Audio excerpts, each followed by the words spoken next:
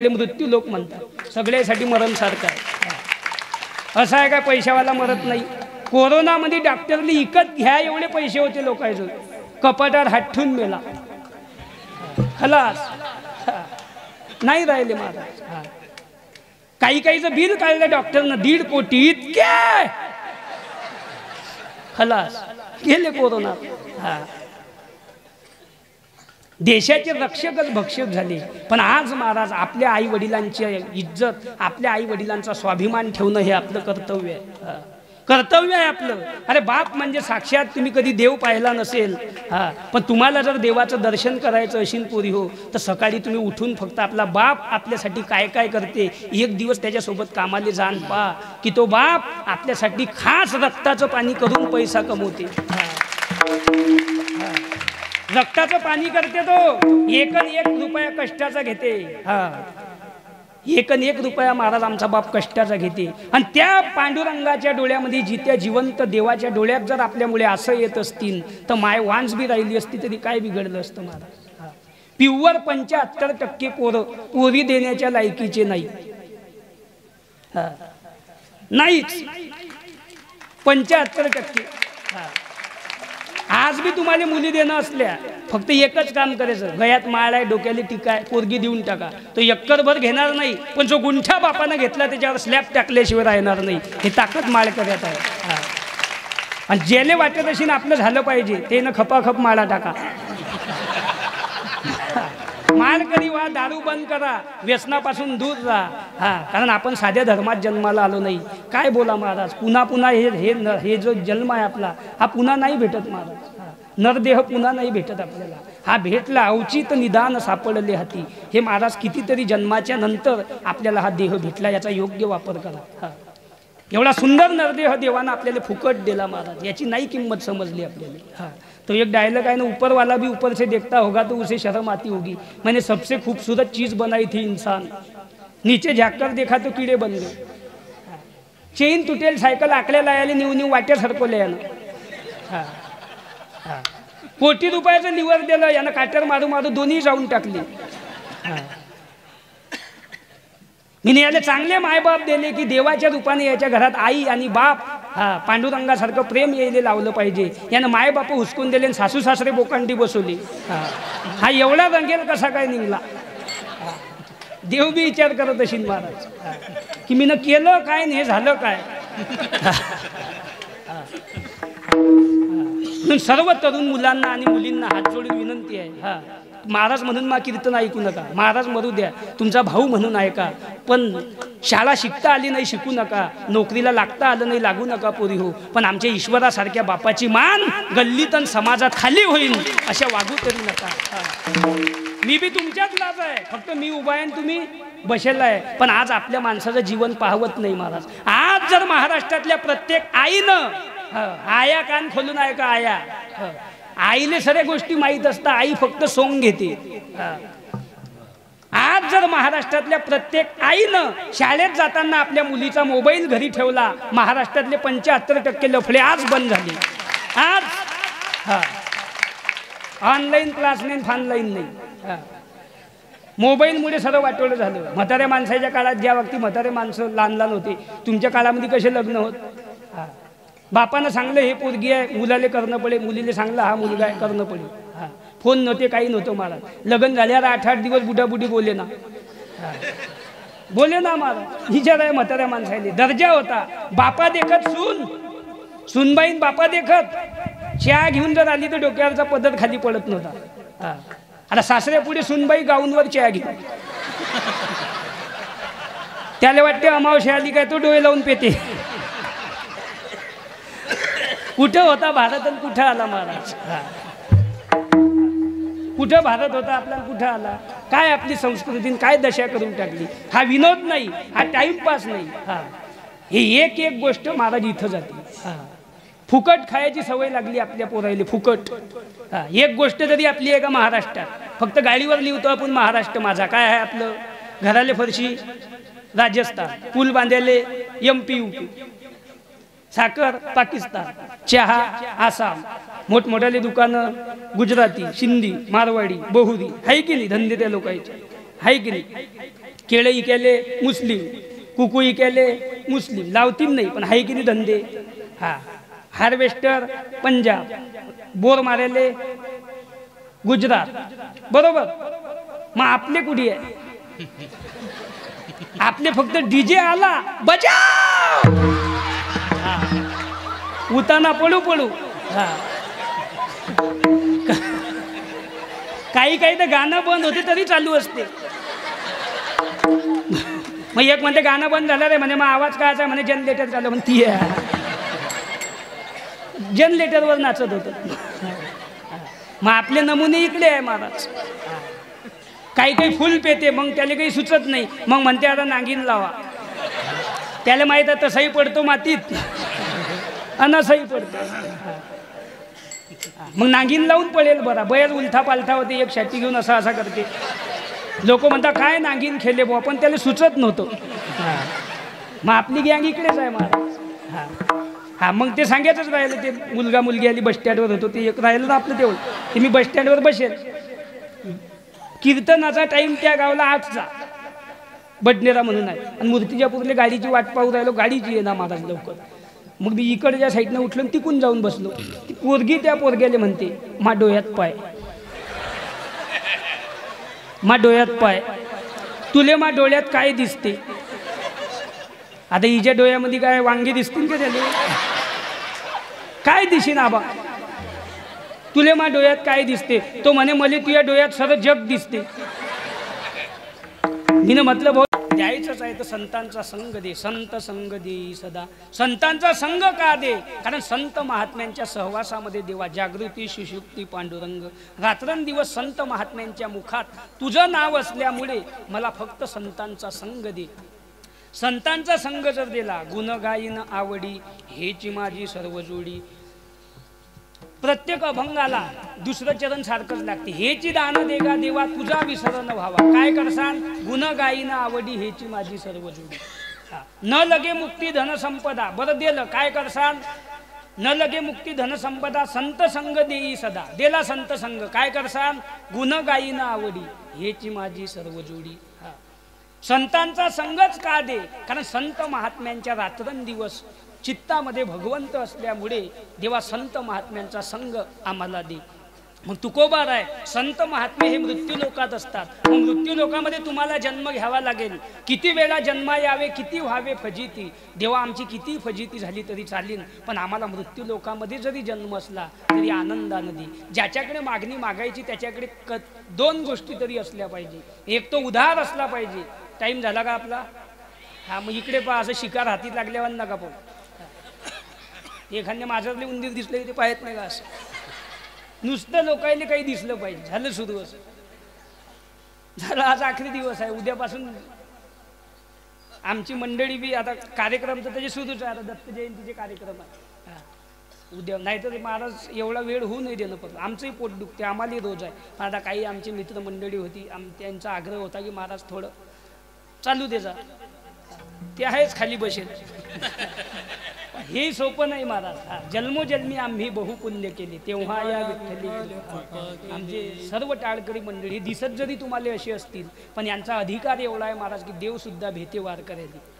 आणि देवाला देव पण कोणामुळे आहे? वारकऱ्यामुळे, भक्तामुळे. सोपं नाही. वारकरी लेकरं घरात जन्माला येणं, वारकरी आपल्या घरात येणं हे सोपं नाही. एका लेकराच्या गळ्यात माळ टाकली म्हणजे 21 पिढ्याचा उद्धार. किती? 21 पिढ्याचा. मागच्या 7 आणि पुढच्या 7 किती झाल्या? 7 एक 7, 7 दुनी 14, आणि सासरवाडीच्या 7 म्हणजे तेही फायदा आहे. म्हणजे 7 मागच्या आणि 7 पुढच्या किती झाल्या? 7 आणि 7 14, आणि मुलगा जो जन्माला येते त्या मुलाच्या समजा 7 म्हणजे आपल्या सासरवाडी. मुलगी जर असली 42 पिढ्याचा उद्धार. म्हणजे आपल्या घराच्या मागच्या 7 आणि पुढच्या 7, 7 एक 7, 7 दुनी 14, आणि आपल्या वडिलांच्या सासरवाडीच्या 7 म्हणजे तिच्या स्वतःच्या सासरवाडीच्या. स्वतः जे लेकरू जन्माले येते ते सासऱ्या ज्या सासरले दिलं जाते तिच्या 21 म्हणजे तिथले 21 आणि बापाच्या घरचे 21 आणि 21 42 पिढ्याचा उद्धार एक मुलगी करते. मुलगा असला 21 पिढ्याचा उद्धार करते, ही ताकद आहे. म्हणून लेकराच्या गळ्यात माळ टाका. काही काही लोक म्हणतात आमचा म्हातारा 120 वर्षाचा आहे महाराज. मी म्हणतो गळ्यात माळ आहे का? म्हणे नाही लेख. म्हटलं मग ठुईला का आली इतके दिवस? 120 वर्षाचा होऊन जर त्याला कुळाचा नातायचा उद्धार समजला नाही, त्याच्या जागेवर माळ घालेल 60-60 वर्षाचे 2 ठेवा. ठेवू नका ते घरात. सगळ्यात महत्वाची गोष्ट, कुळामध्ये माळकरी आलं पाहिजे. आता माळकरी घरामध्ये कोणीही जन्माला येत नाही. पुण्य पाहिजे, आई वडिलांची पुण्याई, स्वतःचं प्रारब्ध, साधू संतांची कृपा असली त्यावेळेस माणूस पुण्यानं माणूस माळकरी वारकरी होते. सहज कोणी उठीन कीर्तन करीन, कोणी गायन करीन, कोणी टाळ घेऊन उभा राहील. आता हे वय आहे का या लेकराचं? पण ते संस्कार असतात. हे लेकरं या ठिकाणी उभे आहे, मुली हे एवढेच का राहिले, बाकीचे काहून राहत नाही? पुण्याही पाहिजे इथे उभं राहायला. आणि तरणा भाग्यवंत नटे हरी कीर्तनात. तरणा तो तरुण भाग्यवान आहे जो हरी कीर्तनामध्ये नटते, त्याला साधू संतांनी धन्यता दिलेली आहे. म्हणून ज्याच्याकडे मागणी मागायची त्याच्याकडे 2 गोष्टी असल्या पाहिजे. एक तो उधार असला पाहिजे, 2 श्रीमंत असला पाहिजे.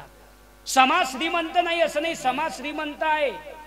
पण बऱ्याच वेळा आपण वर्गणी मागायला गेलो की लोक म्हणतात द्यायला तर पाहिजे बुवा, काय कमी केलं देवानं, इथं देता नाही तर देता तरी कुठं, आणि द्यायला तर पाहिजे बुवा. आता सप्ताहवाल्याला वाटते बंदे सप्ताहाचं काम हा एकट्या करते की काय, इथला बोलते द्यायला तर पाहिजे बुवा, देवाला दिलं की काही कमी नाही. तुम्ही तरी कोणासाठी मागता? तुम्ही गावासाठीच मागता आणि पोरावर चांगले संस्कार पडता आणि लिवा 11 रुपये. भाषण दिलं अर्धा घंटा, तेवढ्यामध्ये 4 घरं झाली असती. लिवते किती? 11 रुपये. म्हणजे श्रीमंत आहे पण कंजूस आहे. काही म्हणते द्यायला तर पाहिजे बुवा, काय कमी केलं देवानं, तुम्हाला देता नाही तर देता तरी कुठं, तुम्ही आपलेच माणसं आहे. तिला विचारतो मग सांगतो. म्हणजे पगार याचा, हक्क बायकोचा. तिला विचारतो मग सांगतो. पण भगवंत एवढा श्रीमंत आहे, मारण्याकरता आलेली पुतना मावशी तिला मारून मोक्ष दिला. ज्या रावणानं बायको पडून नेली त्याला मोक्ष दिला. ताकद भगवंताच्या उदारतेत आहे. भगवंत एवढा उदार आहे. बरंच त्यानं सर्वांना दिलं. जगाला सुखी बनवण्याची ताकद ज्या लक्ष्मीमध्ये आहे ते देवाच्या पायाची सेवा करते. देव किती श्रीमंत अशी, जी लक्ष्मी जगाला सुखी करू शकते ती देवाच्या चरणाची सेवा करते. मग भगवंत किती सुखी आहे, किती श्रीमंत आहे, आपण अंदाज नाही करू शकत. तो सर्वांना देणार आहे, पण ज्याला त्याला ज्याच्या त्याच्या प्रारब्धानुसार कर्मानुसार देत असते. काहीले वाजवता येते म्हणता येत नाही, काहीले म्हणता येते वाजवता येत नाही. ज्याला दोन्ही येत नाही त्याला कीर्तन येते. ज्याला तिन्ही बी येत नाही त्याला इना घेऊन उभं राहता येते. पण ज्याला याच्यापैकी काहीच येत नाही तो एवढ्याले नाव ठेवल्याशिवाय येत नाही, मग त्याला ते येते. मग देव सगळ्याला देणार आहे, पण ज्याला त्याला ज्याच्या त्याच्या प्रारब्धानुसार. एकाच हिरीचं पाणी आहे, कारलेलं गेलं कडू झालं, मिरचीला गेलं तिखट झालं, उसाला गेलं गोड झालं, काही नारळात गेलं. मग हिरीतलं पाणी नारळात कसं गेलं? कोणता सायंटिस्ट आहे लाव डोको. जागेवर मेला तरी समजणार नाही. शाळा काढणाऱ्याला नाही समजलं तर तू काय काढला?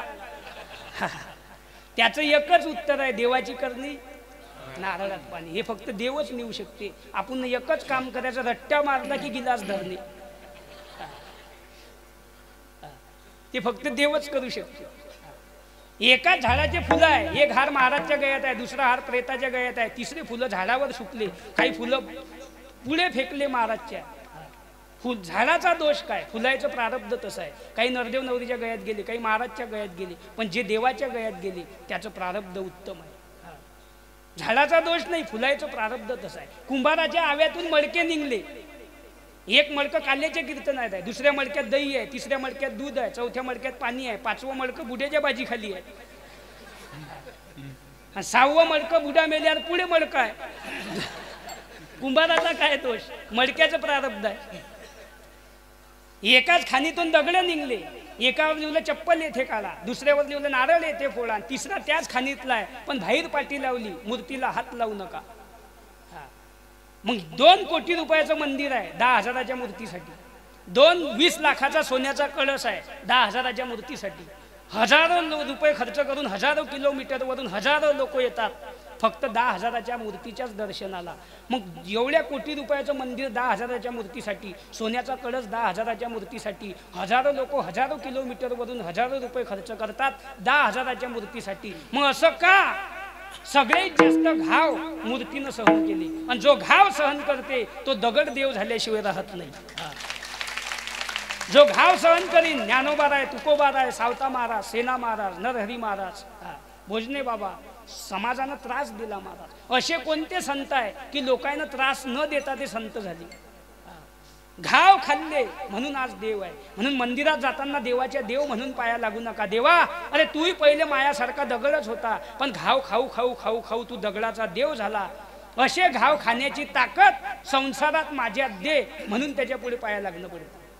नाही तर देव हा माणसातच आहे. देव कोणात आहे? माणसात. तुझं आहे तुझं पाशी तरी तू जागा भुललास. जैसा हृदयामध्ये मी रामू असता सर्व सुखाचा आराम. मंदिरामध्ये जर गेलो तर देव समोर असते, पण आपण डोळे लावून असं करतो का? डोळे का लावतो? तो हा विठ्ठल बरवा आणि तो हा माधव बरवा. तोच देव हा आहे आणि तोच देव हा आहे. देवा तूच माझ्यात आहे. मग तुम्ही म्हणसान देव जर माणसात आहे तर देव 90 मारते का? लोकांचे प्रश्न असतात ना. माणसात देव आहे तर देव 90 मारते का महाराज? लोक म्हणतील. पण जोपर्यंत त्याच्यात काम, क्रोध, लोभ, मद, मत्सर, अहंकार आहे तदलोक ते माणसं आहे. ज्या दिवशी त्यानं 6 धून टाकले त्या दिवशी तो 6 साधू म्हणजे तो देवच झाला. तो संतच झाला. आणि देव तेच संत आहे आणि संत तेच देव आहे. देव ते संत, देव ते संत. निमित्त त्या प्रतिमा, फक्त निमित्ताला कारण आहे, पण संत तेच देव आहे आणि देव तेच संत आहे. एकाच खाणीतून 3 मडके निघले, पण ज्या मडक्याचं प्रारब्ध वेगळं आहे. दगड 3 निघले, दगडाचं प्रारब्ध वेगळं आहे. ज्यानं घाव सहन केले तो देव झाला. म्हणून ज्यानं घाव सहन नाही केले तो पायरीत दबला. कोणी यान चप्पल काढा, नाही तर कोणी यान नारळ फोडा. मंदिराच्या बाहेर कासव आहे. कशासाठी? कासवाच्या आईले दूध नाही. कासवाच्या आईले दूध नाही. आईनं पिलाकडे पाहिलं आणि पिलानं आईकडे पाहिलं म्हणजे माय लेकाची नुसतं नजर भिडली म्हणजे कृपा दृष्टीनं लेकरू मोठं होतं. एवढी ताकद कासवाच्या नजरेत आहे. फक्त आईनं लेकराकडे पाहिलं आणि आईची नजर लेकरावर पडली म्हणजे लेकरू मोठं होते. एवढी ताकद कासवाच्या नजरेत आहे. तसं देवाला सांगा, देवा अरे या कासवा एवढी ताकद माझ्यात देऊ नको, पण जिनं मला दूध पाजलं ती आई दिसू दे. ज्यानं मला खांद्यावर खेळवलं तो बाप दिसू दे. मी ज्याच्यासोबत लहानाचा मोठा झालो खेळत तो भाऊ दिसू दे. जिनं मला राखी बांधली ती बहीण दिसू दे. माझी पत्नी सोडता जगातल्या सर्व स्त्रिया मला आई समान दिसू दे. एवढीच ताकद माझ्या नजरेत दे. एवढंच दे देवा, बाकी काही देऊ नको. प्रारब्ध वेगवेगळा. एका बापाने 3 पोरं, रावण, कुंभकर्ण, बिभीषण. एकानं देवाची बायको पळून नेली, हातानं लंका गमवली. एकानं देवाच्या पायाची सेवा केली, फुकाची लंका कमवली. आणि एकाला माहीतच नाही झालं हिसावाटी कधी झाली. जा हिसावाटी झाली तर आहे झपेल होतं वाकया घेऊन. झपीतून उठला तर तलाठी बदलला. सही कर. प्रारब्ध वेगवेगळा आहे. एका 2 बाया गोष्टी करत होत्या. एक बाई म्हणे तुम्हाला किती मुलं आहे? ते बाई म्हणे 2 मुलं. म्हणे तुम्हाला किती आहे? म्हणे 8. म्हणे बरं. म्हणे तुमचे 2 मुलं काय करता? म्हणे एक डॉक्टर आहे, एक इंजिनियर आहे. म्हणे बरं. म्हणे तुमचे 8 लेकरं काय करता? म्हणे 6 लेकरं जेलमध्ये आहे आणि 2चं पकड वारण सुटेल आहे. मग असे नमुने आपल्याला वाटते का आपल्या पोटी जन्माला आले पाहिजे? म्हणजे प्रत्येक मायबापाला वाटते आमच्या पोटी लेकरू यावं गाणार, पण ते नेमकं येते पेनार. म्हणजे संस्कार महत्वाचे असतात. म्हणून भगवंत सर्वांना देणार आहे, पण प्रारब्ध वेगवेगळं आहे. त्याच्या दरबारात सर्वांचं खाता आहे. मेरे दाता के दरबार में सब लोगों का खाता, जो कोई जैसे कर्म करेगा वैसा ही फल पाता. मेरे बाबा के दरबार में सब लोगों का खाता. तो सर्वांना देणार आहे, पण ज्याला त्याला ज्याच्या त्याच्या प्रारब्धानुसार. त्याच्या दरबारात सगळेच खातं आहे, पण ज्याला त्याला ज्याच्या त्याच्या कर्मानुसार. सांगण्यासारखं खूप आहे. एकदा सर्वांनी भजन करून घ्या. विठोबा